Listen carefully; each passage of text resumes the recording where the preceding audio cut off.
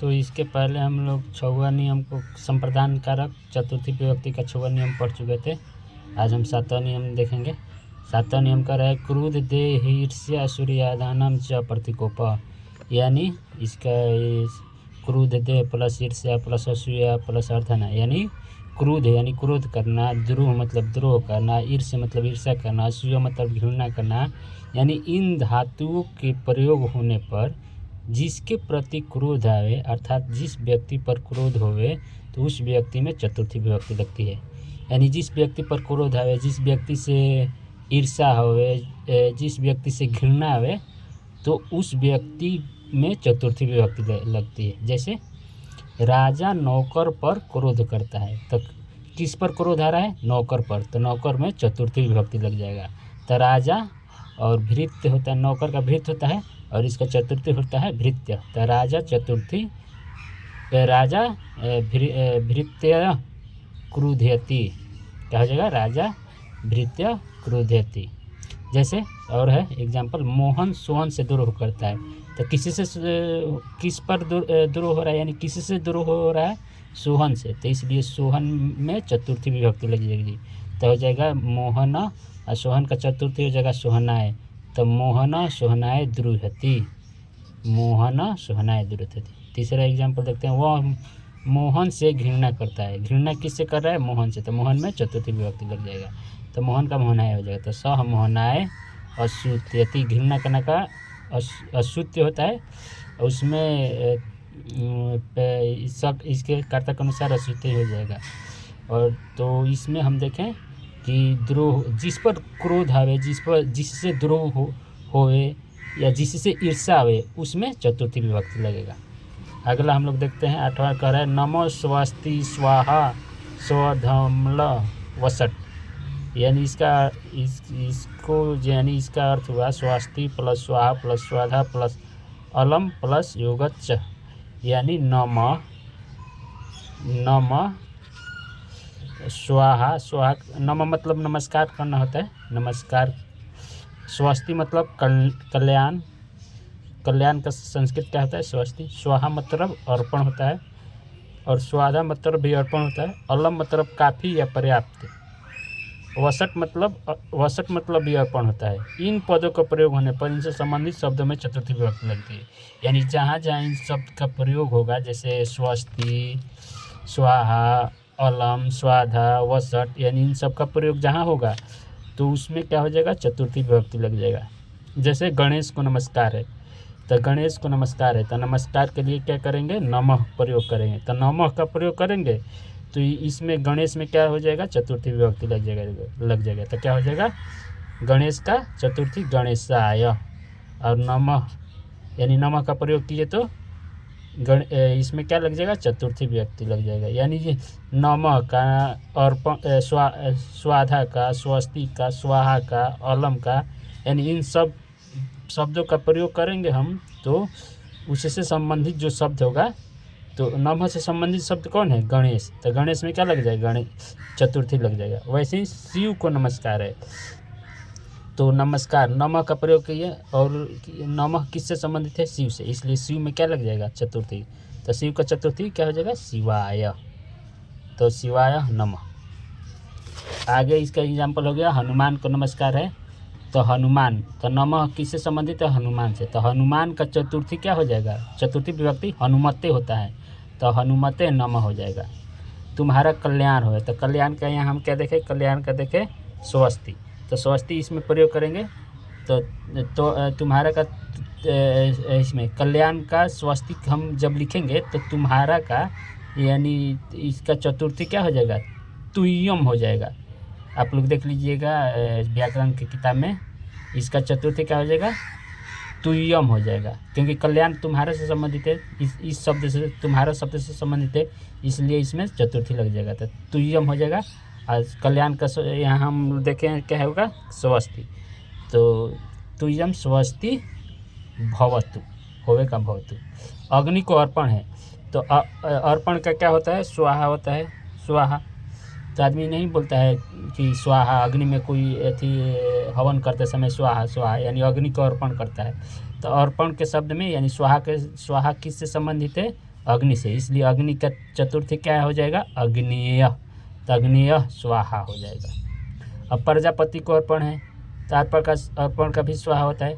अब स्वाहा किससे संबंधित है, प्रजापति, तो प्रजापति का चतुर्थी क्या हो जाएगा, प्रजापत्य, तो इसका चतुर्थी, इसमें चतुर्थी का प्रयोग करेंगे, प्रजापत्य स्वाहा। पितरों को अर्पण है, तो पितरों का अर्पण है, तो अर्पण किससे संबंधित है, पितरों से, तो अर्पण का स्वाहा लिखेंगे। और पितरों यानी बहुवचन है, तो चतुर्थी का बहुवचन पितृभ्य हो जाएगा, तो पितृभ्य स्वाहा अस्ति। आगे क्या है, यह पहलवान के लिए काफ़ी है, यानी जो यह पहलवान है, वो और पहलवान है, उससे काफ़ी है, तो यह पहलवान के लिए काफ़ी है।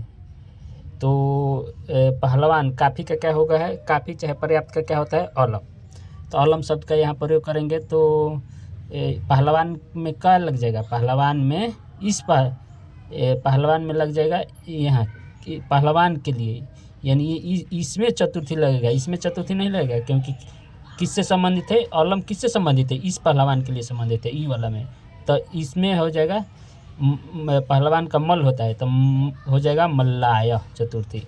ये जैसे कि वैसे लिखेंगे, जैसे यह का अयम पहलवान का मल, और पहलवान के लिए काफ़ी है, यानी इसी में सिर्फ लगाएंगे चतुर्थी, तो क्या हो जाएगा, अयम मलम मल्ल्याय अलम अस्ति, क्योंकि काफ़ी एक का क्या होता है, अलम शब्द का प्रयोग करेंगे, अस्ति, तो यानी जिससे संबंधित रहेगा उसी में हम लगाएंगे। जैसे स्वाहा जिससे संबंधित रहेगा, अर्पण जिससे संबंधित रहेगा, स्वस्ति जिससे संबंधित रहेगा, अलम जिस शब्द से संबंधित रहेगा, उसी में चतुर्थी विभक्ति लगाएंगे। जैसे इंद्र को अर्पण है, तो इंद्र को अर्पण है, तो यहाँ वसट भी होता है अर्पण का, यहाँ वसट, तो क्या हो जाएगा, इंद्राय हो जाएगा, इंद्र का चतुर्थी क्या हो जाएगा, इंद्राय वसट अस्ति। एक यहाँ नोट करने वाली बात यह है कि यदि नमः का प्रयोग क्री धातु के साथ होवे तो यह नियम लागू नहीं होता है। जैसे वह गुरु को नमस्कार करता है, यानी करता है मतलब क्या, क्री धातु इसमें लगेगा, तो क्या हो जाएगा यहाँ गुरु का गुरु, यहाँ गुरु में हम चतुर्थी नहीं लगाएंगे, नॉर्मल बनाएंगे, तो स गुरु नमः करोति हो जाएगा। अब यहाँ का रहता कि गणेश को नमस्कार करता है, तो यहाँ गणेशाय नहीं होता है, गणेश नमः करोति होता है, लेकिन क्योंकि इसमें क्री धातु नहीं है, कर्ता करती ये सब नहीं है, तो इसलिए कर्ता करती यानी क्री धातु रहेगा, तो ये नियम चतुर्थी नियम नहीं लागू होगा।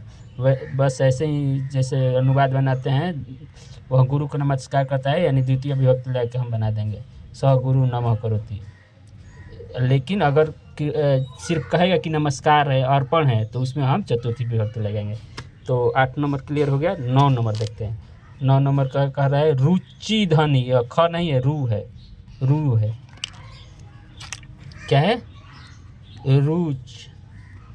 रुच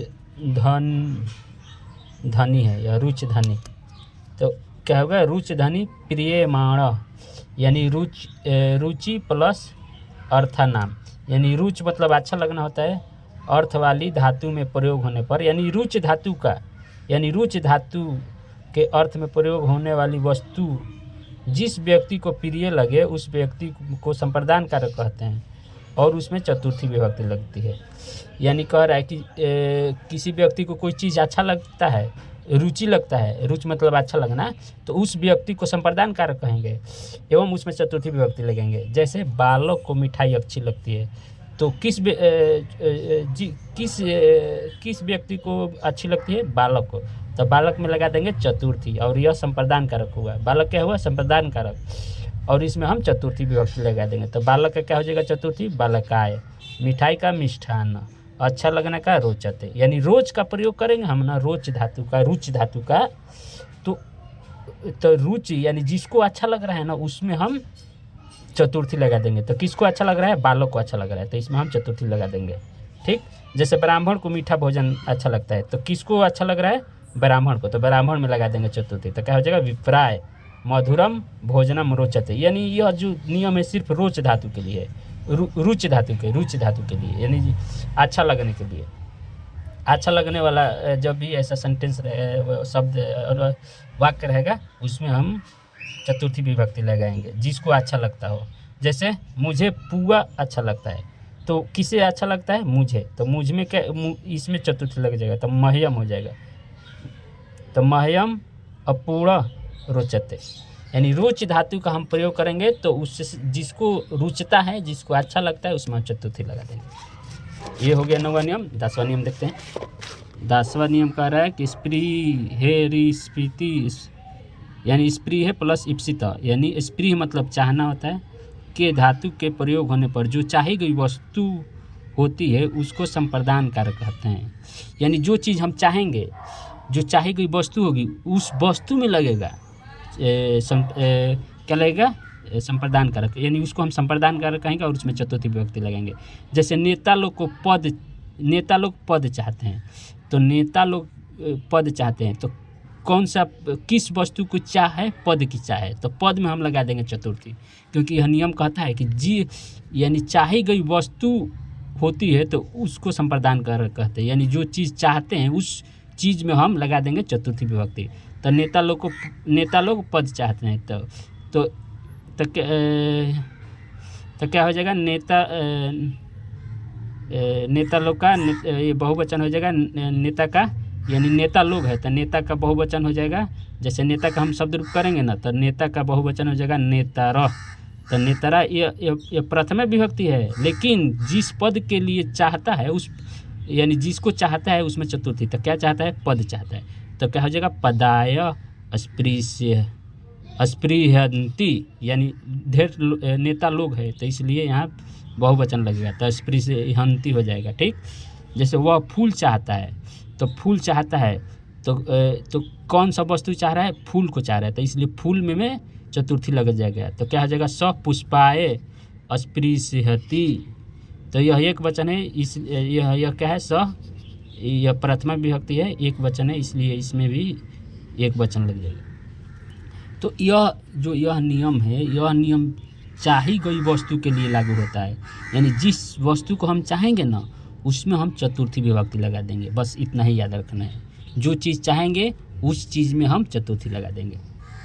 यहाँ है 11 नंबर, धारे रुत्मर्ण, यानी धारे प्लस उत्मर्ण, यानी जब ऋण कर्ज के विषय में जो व्यक्ति उत्तम ऋण देने वाला होता है उस व्यक्ति को हम संप्रदान कारक कहते हैं, तथा उसमें चतुर्थी विभक्ति लग सकते हैं।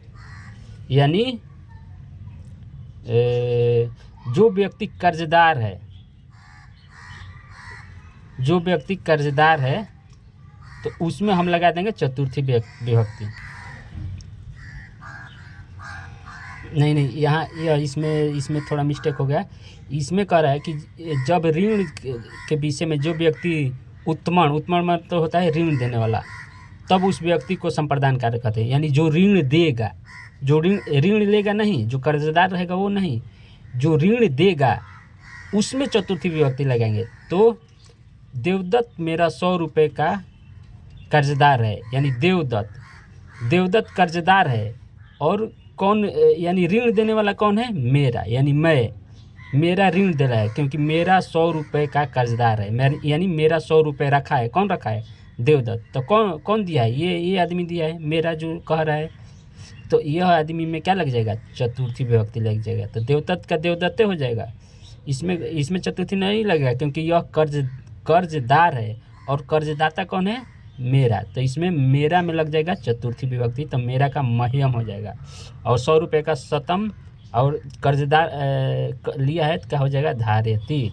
तो देवदत्त मह्यम शतम धार्यति, यानी जो व्यक्ति कर्ज दिया है उसमें चतुर्थी लगेगा, जो लिया है उसमें चतुर्थी नहीं लगेगा। यह नियम यही कहता है, यानी जो कर्ज देगा उसमें चतुर्थी विभक्ति लग जाएगा। ठीक। 12 नंबर का है कि मन्यदारे विभाषण, यानी इसमें मणि प्लस आकर्मणी, अनादरे विपाशा अकर्मणी, यानी यह थोड़ा सा टेढ़ा सूत्र है। जैसे इसको हम कहेंगे, जब किसी का अनादर हो और वहाँ पर किसी निर्जीव पदार्थ का प्रयोग हो तब निर्जीव पदार्थ में चतुर्थी विभक्ति लगती है अथवा द्वितीय विभक्ति लगती है। यानी जिस चीज़ का हम अनादर करेंगे लेकिन और उसमें क्या लग जाएगा, यानी जिसको हम अनादर करेंगे लेकिन उसके पहले क्या हो, निर्जीव पदार्थ का प्रयोग करें तो उस निर्जीव पदार्थ में हम चतुर्थी लगा देंगे। जैसे मैं तुमको तृण समान भी नहीं मानता हूँ, नहीं आदमी कहता है तुमको हम घासों के समान नहीं मानते हैं, घासों के बराबर नहीं मानते हैं, यानी उसका अनादर कर रहा है।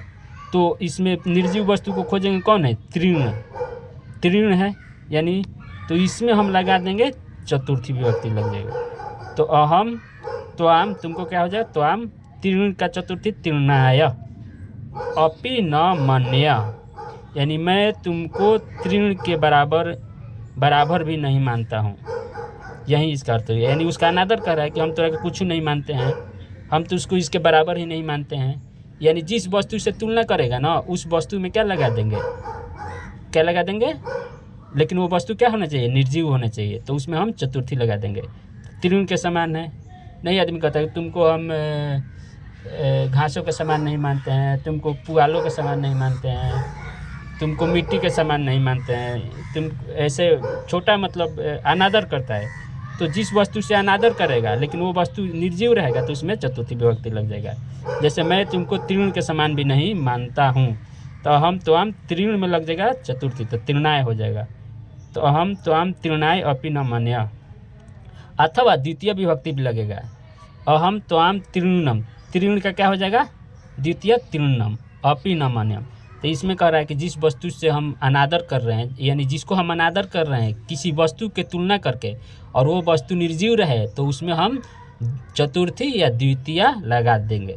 तो चतुर्थी भी लगा कर सही है, द्वितीय भी लगा कर सही है। ठीक, आगे 14 नंबर देखते हैं। तो बलि हित सुखयोगे चतुर्थी, यानी बलि का अर्थ हुआ त्याग या बलिदान, हित मतलब भलाई या कल्याण, सुख यानी हित मतलब सुख, भलाई कल्याण या सुख होता है। इन पदों का प्रयोग होने पर इससे संबंधित शब्दों में चतुर्थी विभक्ति लगेगी। यानी हम बलि का प्रयोग करेंगे, हित का प्रयोग करेंगे, तो अगर ये सब का प्रयोग करेंगे, ये दोनों का प्रयोग करेंगे तो उससे जो संबंधित रहेगा उसमें चतुर्थी विभक्ति लग जाएगा। जैसे प्राणी के लिए त्याग है, यानी किसके लिए त्याग कर रहे हैं, प्राणी के लिए त्याग कर रहे हैं।